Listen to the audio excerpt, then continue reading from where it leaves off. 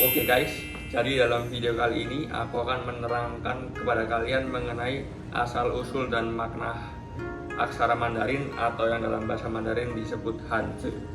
Ya, jadi ini guys tulisnya dalam bahasa Mandarin. Nah, kenapa disebut Hanzi? Karena ini tuh Hanzi. Han itu berasal dari suku terbesar yang ada di Cina sekarang. Yang populasinya paling besar itu suku Han namanya. Lebih dari 90%. Terus C ini artinya adalah aksara. Jadi aksara yang digunakan oleh suku Han. Dan ini juga ada nada ya, tapi kita nggak bahas nada dalam video kali ini. Jadi ketika Hanzi pertama kali ditemukan kurang lebih 4000 tahun yang lalu, nah itu bentuknya itu seperti ini.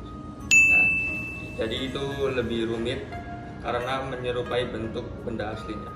Namun seiring berjalannya waktu, dia itu mengalami perkembangan seperti ini. Saat ini ada dua jenis Hanzi yang beredar, yaitu tradisional dan simplified. Jadi tradisional ini digunakan di Taiwan, Hong Kong, dan Macau. Simplified nih di Cina, Malaysia, dan Singapura. Jadi dalam video kali ini tuh aku akan menggunakan Hanzi yang tradisional. Mungkin kalian juga bertanya, apa perbedaannya? Jadi perbedaannya ada terletak di jumlah goresan dan ada perbedaan makna. Oke guys, jadi kan ini ada perbedaan goresan. Sebelah kiri ini tradisional, yang ini tuh simplified. Nah, bisa kalian lihat sendiri ini tuh kan goresannya jauh lebih banyak yang di tradisional ya. Ini contohnya karena ding, mendengarkan. Kalau yang tradisional tuh lebih memiliki makna. Jadi ini tuh adalah tulisan untuk telinga. Jadi itu telinga, terus yang ini tuh untuk mata, terus yang ini tuh untuk hati. Jadi apa artinya? Jadi mata, hati, telinga, mata dan hati itu sama-sama berkonsentrasi untuk mendengarkan. Jadi dia itu punya makna. Sedangkan kalau yang simplified ini kayak ini tuh kata untuk mulut, terus ini itu untuk satuan jarak. Jadi kayak gak ada hubungannya, gak ada makna. Terus lanjut contoh kedua. Ini tuh kata ai, yang artinya itu untuk mencintai. Dan di tengah kata ai ini yang di tradisional tuh ada kata sin, yang artinya tuh hati. Jadi untuk mencintai itu kan kita harus mempunyai hati.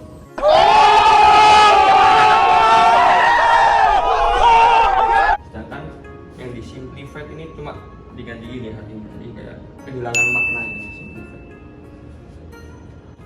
Jadi perlu kalian ketahui bahwa huruf Mandarin itu merupakan huruf piktograf, yaitu huruf yang tercipta dari gambar.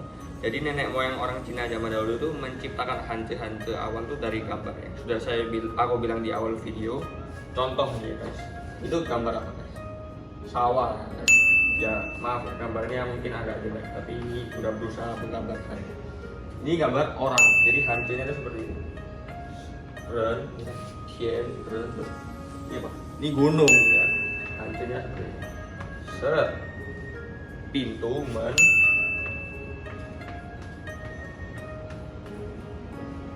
Ini tuh pohon. Di sini tuh kan zaman dulu itu nggak ada mobil ya guys, adanya itu kereta yang ditarik oleh kuda. Ya ini tuh rodanya. Jadi ini kayak gitu. Mirip bukan? Jadi ketika awal mula diciptakan 4000 tahun yang lalu itu kurang lebih Hanzi itu hanya sekitar 4000 kata. Namun saat ini itu Hanzi itu ada 100.000 kata ya guys, 100.000 karakter lah. Kenapa bisa berkembang sebanyak ini? Karena itu banyak makna-makna yang tidak bisa disampaikan hanya dengan menggunakan kata. Contohnya kata baik gitu kan. Kan kita nggak bisa gitu kan nulis baik, kan nggak ada gambarnya baik. Jadi orang Cina itu zaman dahulu itu untuk menggunakan beberapa cara untuk membentuk Hanzi yang baru. Oke guys, jadi selain dari gambar, orang Cina juga menemukan cara lain untuk membuat Hanzi. Jadi ada 3 cara lainnya guys. Cara yang pertama itu adalah dengan menggabungkan 2 kata yang memiliki makna berbeda menjadi satu kata baru dengan makna yang berbeda. Contohnya, itu kata xiu yang berarti beristirahat. Jadi ini kan ada 2 kata, terdiri dari kata ini itu kata ren sama kata mu, pohon. Jadi mengibaratkan orang yang sedang bersandar di pohon. Jadi orang bersandar di pohon itu istirahat. Jadi terbentuklah kata xiu. Selanjutnya ada kata hao. Nah, kata hao ini melambangkan ini itu ibu guys. Dari kata ma. Sini tuh anak dari kata hai. Jadi diambil kata depan. Jadi itu melambangkan ibu dan anak, itu melambangkan kebaikan kalau gitu. Selanjutnya ada kata wen. Ini kan kata pintu kan. Terus ini tuh mulut. Jadi orang yang sedang bertanya, melambangkan orang yang sedang bertanya. Jadi wen ini artinya tanya. Jadi kayak kalian tuh ngetok pintu. Assalamualaikum, itu kan pintu mulut. Ini tuh men itu melambangkan kebosanan artinya. Kenapa bosan? Karena ini adalah pintu dan ini adalah hati, kata untuk hati sin. Jadi itu melambangkan hati yang terperangkap dalam pintu, melambangkan orang yang bosan itu yang terperangkap. Selanjutnya ada kata ming, ini tuh dari kata re, matahari, dan ye, bulan. Jadi melambangkan hari esok, jadi kan pergantian antara matahari dan bulan, dan bisa juga melambangkan cahaya, kecemerlangan kan. Bulan sama matahari itu sama-sama melambangkan cahaya. Oke guys, jadi kan barusan kalian belajar dua kata yang berbeda kalau digabungkan menjadi satu kata dengan makna yang berbeda kan. Kalau kali ini tuh kalian akan belajar dengan cara pembuatan hasil lain, yaitu dari makna plus suara. Contohnya itu ada ini, aku beri 5 contoh. Contohnya ini kata he yang berarti sungai. Jadi ini kan terdiri dari dua kata. Yang kanan itu menyumbangkan suaranya karena ini dibaca ge kan, ge sama he itu mirip-mirip kan. Jadi yang kiri itu menyumbangkan makna. Ini tuh artinya air. Jadi kan sungai itu air. Mirip ya kan? Contoh berikutnya. Yang kanan ini dibaca yang, terus yang kiri ini kan menyumbangkan makna. Yang ini artinya lautan. Yang kiri ini melambangkan air, yang kanan ini melambangkan suara. Lanjut ke ini itu ma artinya semut ini katanya. Jadi yang kanan menyumbangkan suara, yang kiri menyumbangkan makna. Jadi ini tuh artinya adalah serangga. Jadi kan serangga, semut. Ma ini ada yo. Yang kiri dibaca yo doang. Terus kanan ini tuh kan ada pohon tumbuhan kan. Yo itu artinya anggur. Jadi yang ini tuh kan melambangkan makna. Contoh terakhir ada kata se, yang kalau ini doang dibaca se, bener se. Terus yang kiri ini seperti tadi melambangkan maknanya. Jadi se ini artinya kan ini itu dari kata matahari kan. Matahari itu kan melambangkan waktu. Jadi se ini melambangkan waktu. Jadi dari kesimpulannya apa? Satu dari dua kata ini, satu kata melambangkan suara, satunya melambangkan makna. Jadi sama-sama menyumbangkan. Oke guys, jadi kalian kan barusan belajar mengenai makna plus kata yang membuat satu hancur baru lah. Kata-kata yang aku lingkari ini tuh namanya radikal. Jadi radikal itu apa? Radikal itu adalah komponen basic dalam setiap hancur. Jadi setiap hancur itu memiliki radikal di dalamnya. Biar kalian lebih paham, aku kasih contoh dalam bahasa Indonesia. Jadi radikal itu bisa kita ngomongkan sebagai huruf dan hancur itu sebagai kata. Tapi ada perbedaan. Jadi radikal itu jumlahnya ada 214 dan huruf itu ada 26. Dan kalau huruf ini kan dibedakan berdasarkan abjadnya kan, A, B, C, D, E, F, G gitu kan. Kalau radikal ini berdasarkan jumlah goresannya. Seperti ini gambarnya. Jadi radikal itu pasti hancur, tapi hancur itu belum tentu radikal. Oke guys, jadi kita punya contoh di sini. Jadi ini kan kata se yang artinya waktu. Jadi terdiri dari dua kata ya guys. Re ini radikal, sedangkan se ini gabungan dari beberapa radikal. Radikal seperti ini. Jadi radikalnya itu ini digabungin jadi ini. Jadi radikal itu pasti hancur, dengan hancur yang ini tuh belum tentu radikal karena ini tuh merupakan gabungan dari beberapa radikal. Jadi aku akan menjelaskan mengenai fungsi radikal. Jadi radikal itu fungsinya apa? Jadi radikal itu fungsinya untuk membedakan kata-kata yang memiliki penyebutan yang sama.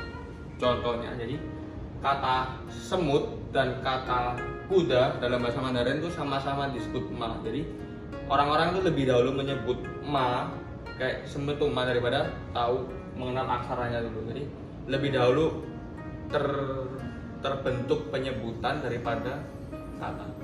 ngerti nggak? Jadi semut itu lebih dahulu disebut ma daripada kata ini tercipta. Jadi orang-orang dari dulu itu udah tahu ma. Terus kan bingung kan katanya pengucapannya sama-sama ma. Terus kalau ada orang nulis ma kayak gini, yang dia maksud semut atau kuda.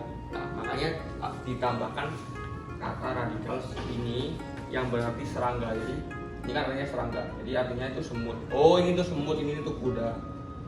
Tidak. Contoh lain. Ini tuh kambing dan lautan sama-sama disebut yang oleh orang zaman dahulu. Jadi kan kalau nulis kayak gini kan bingung orang-orang. Ini yang dia maksud kambing atau laut lah. Supaya nggak bingung, pada lautan ditambahin kata swing, yang berarti kalau dari orang kalau nulis ini tuh oh ini artinya laut, ini artinya kambing meskipun sama-sama disebut yang. Itu awal mulanya itu seperti itu. Oke guys, jadi ada beberapa hal yang perlu diperhatikan dalam penggunaan radikal ini. Radikal ketika digabungkan dengan kata lain itu bisa berubah bentuk. Contoh ini tadi, ini kan person. Kalau digabungkan dengan kata ini jadi kayak gini bentuknya. Giliran orang. Contoh lagi lain, sway. Kalau digabungin dengan kata lain jadi kayak gini bentuknya. Tapi juga ada yang sama persis, contohnya ini go mulut. Kalau digabungkan dengan kata ini kan jadi makan. Sama persis bentuknya. Jadi ada yang berbeda, ada yang sama. Selanjutnya itu radikal jika digabungkan dengan kata lain bisa berubah posisi. Contohnya ini kata sin. Kalau digabungkan dengan kata ini kan jadi mang. Ini kan posisinya di kiri. Kalau dengan kata ini wang, ini artinya itu mang itu sibuk, wang ini lupa ya guys. Ini berada di bawah, yang ini berada di kiri. Jadi umumnya itu radikal itu ada di kiri kata, tapi tidak menutup kemungkinan itu berada di bawah, di tengah, atau mungkin di kanan dari kata lain. Oke guys, jadi di awal video tadi kan aku bilang ada 3 cara untuk pembuatan hanje. Yang pertama itu kan 2 kata digabungin menjadi 1 kata dengan makna yang berbeda. Terus yang kedua itu makna plus suara jadi kata yang berbeda. Ketiga itu lebih kita disebut random. Kenapa? Karena ini kata Mei dalam kata cantik ini digabungkan itu dari kata kambing dan juga kata besar, ini kambing besar. Sedangkan Mei itu artinya cantik, jadi cantik sama kambing besar tuh kayak gimana ya? Kayak gak ada hubungannya gitu kan. Beda sama kata Shio tadi kan orang bersandar di pohon kan, jadi istirahat ada hubungannya. Terus dari kata yang makna plus suara kata he, yang ini menyumbangkan apa tadi? Semua. Yang ini tuh menyumbangkan suara, yang ini menyumbangkan makna. Ke sama air. Ini kan artinya sungai. Dan ini kayak beda ini kayak bentuk ini bukan bentuk ini ren. Wah, ini dia nggak termasuk ini random aja.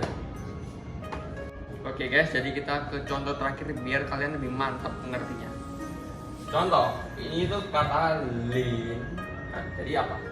2 pohon digabungin jadi hutan. Ini artinya hutan. Jadi bentuk kedua kata apa kata digabungin jadi kata. Yang ini juga sama.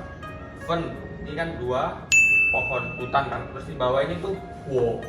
Wo itu artinya api. Jadi hutan, api, kebakaran. Jadi fen ini artinya kebakaran. Masuk akal kan? Masuk. Ini tuh api dan api, buah sama buah. Jadi kata yen itu artinya apa? Api yang besar, membara-bara. Kan masuk akal kan, 2 api itu jadi besar apinya. Masuk lagi jadi kata ini, dong ini artinya itu timur. Kalian kan bingung apa hubungannya? Jadi dong ini berasal dari kata re sama mo yang artinya adalah pohon atau tumbuhan. Jadi re itu kan matahari. Jadi matahari itu kan terbit dari timur. Matahari terbit dari timur berada di pucuk pohon. Nah, jadi kata tung is. Lanjut, yang bawah ini tuh yang atas itu bentuk plus bentuk, yang bawah ini bentuk plus kata. Jadi yang kata ini doang itu dibacanya share. Kalau ini kan tadi kan ini kan air guys. Ini pasti berhubungan dengan air kata ini. Si mencuci, jadi ini menyumbangkan katanya, yang ini menyumbangkan maknanya. Nih, contoh lagi. He, artinya itu minum. dari dua kata ya. Kalau kata yang ini doang, nggak ada ko-nya ini, itu ibaratnya he tambah ko, berarti berhubungan sama mulut, ya kan? Menyumbangkan makna. Jadi he itu minum kan, minum lewat mulut, minum itu. Gak mungkin kalian minum lewat, ya gak tau lah. Contoh terakhir, kata yang kanan ini dibaca doang itu kau. Yang ini kan wow, berarti pasti berhubungan sama api-api dong kata ini. Dan ini kata itu artinya tuh panggang, kau, grill. Kan berhubungan sama api, panggang. Jadi yang kanan tuh menyumbangkan pengucapannya kau, yang kiri tuh menyumbangkan makna atau arti.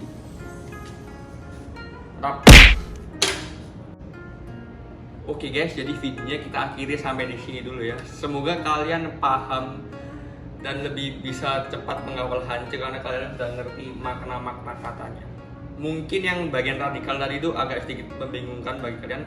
Kalian bisa search di Google kalau kalian bingung ya. Kalian tinggal ketik radikal, ntar kalian cari tahu kalau kalian masih bingung tadi. Tapi kalau kalian udah ngerti, ya mantep banget. Jadi kalian kalau suka dengan tipe-tipe video kayak gini, bisa request di kolom komentar, ntar aku bikin video edukasi lagi kalau kalian mau belajar Mandarin. Oke? See you in the next video guys. Dadah.